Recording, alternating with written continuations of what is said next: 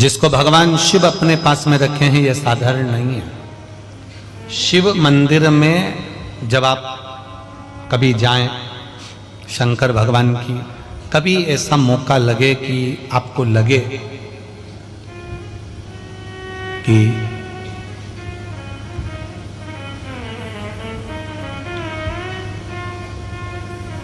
कहीं आपका यश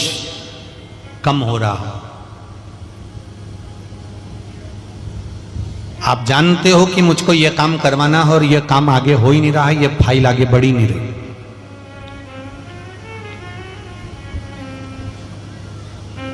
आपको लगे ये फाइल आगे नहीं बढ़ रही, शिव जी पे जो जल चढ़ाओ, उस चढ़े हुए जल को जब आप थोड़ा सा लेकर आते हो, आपको बताया था ना कि खाली लोटा नहीं लाना चाहिए, खाली कलश शंकर जी के मंदिर से वापस नहीं लाना। शंकर भगवान को जल चढ़ाया, चढ़ाने के बाद थोड़ा सा जल हाथ में या कटोरी में या कलश में झेल लिया, भले 2 बूंद लाओ पर अपने घर पर लेकर आओ। उस 2 बूंद जल का भी स्पर्श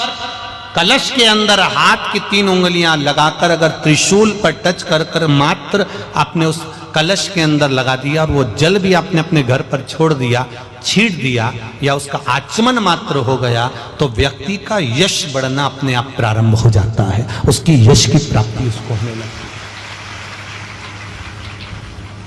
उसको यश की वृद्धि होने लगती, उसको यश की प्राप्ति होने लगती। त्रिशूल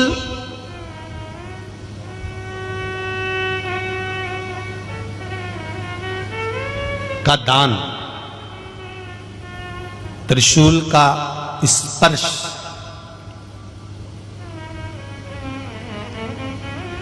एक बहुत अच्छी बात कहना चाहेंगे, आपके स्मरण में रहना चाहिए, बहुत सुंदर स्मरण। कभी अगर मौका लगे, कभी अगर मौका लगे, और शंकर भगवान का बहुत सुंदर श्रृंगार हो गया, बहुत सुंदर श्रृंगार हो गया, और शिव जी पे माला भी बहुत अच्छी चढ़ी है, बेलपत्र भी अच्छी चढ़ी है, धतूरा भी अच्छा चढ़ा हुआ है, फूल भी अच्छे चढ़े हुए हैं, और आपने देख लिया शिव जी का बहुत अच्छा श्रृंगार हो गया, और तुम्हें कभी मौका लग जाए ऐसा,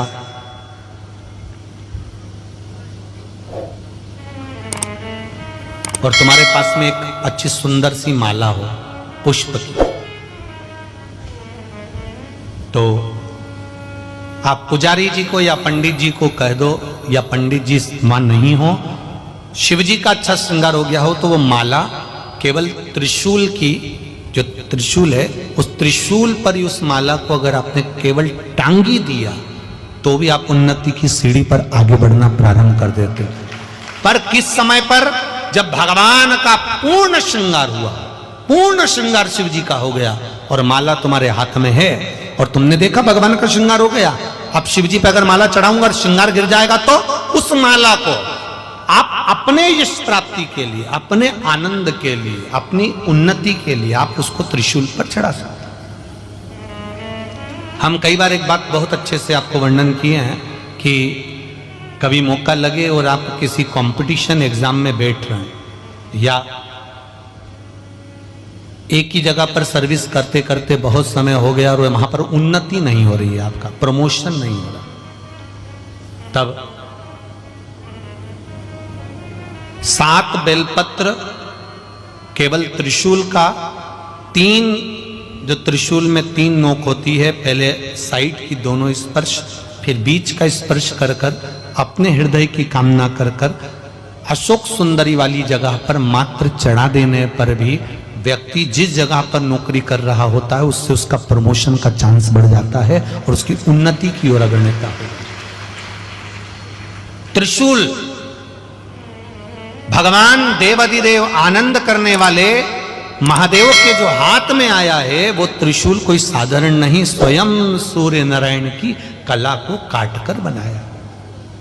भास्कर देव की कला को काटकर। एक कलश जल, एक कलश जल का